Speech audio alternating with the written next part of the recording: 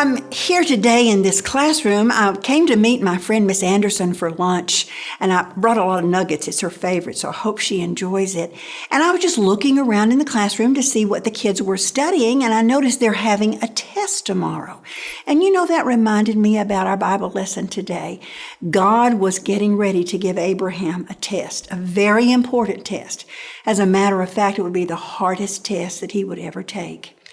That reminds me, I used to be a classroom teacher. I used to teach in high school, and I would give tests, and they were very important because they helped me know what lessons I had taught that the kids had learned and what things I needed to reteach. And so as God has taken Abraham up this mountain, it's a very important time for Abraham to demonstrate to God that he understands and has faith in him. And as I looked even further, I discovered there's some very interesting facts about this Mount Moriah because it pops up ever so often in the Old Testament.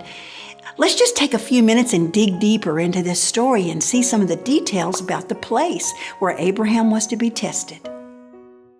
Today in our Bible lesson, Abraham is getting ready to go through a very difficult test. This is most likely the hardest test he will ever take. As I was studying the lesson, I learned some very interesting details about the place where God was going to give Abraham this test. It was up on a mountain called Moriah.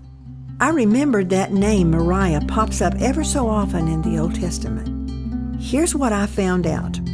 King David had won a great victory against the Philistine soldiers near Mount Moriah.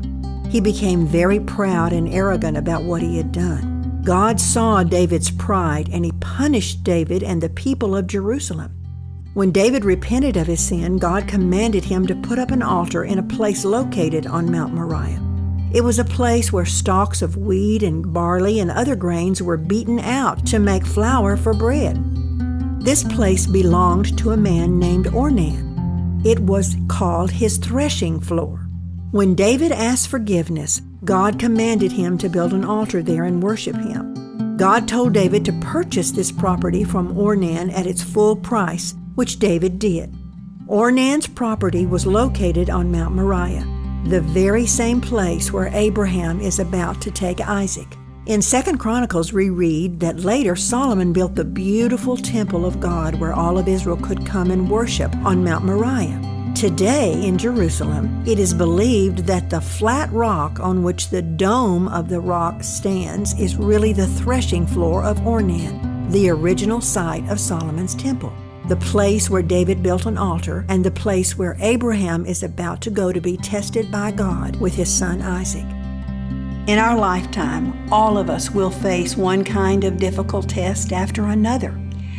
If we have Jesus as our Savior, the Bible tells us that He will give to us everything we will possibly need in order to pass that test and to make it through.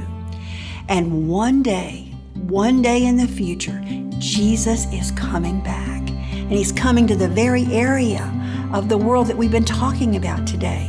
And when He does, He will be welcomed as King of Kings and Lord of Lords.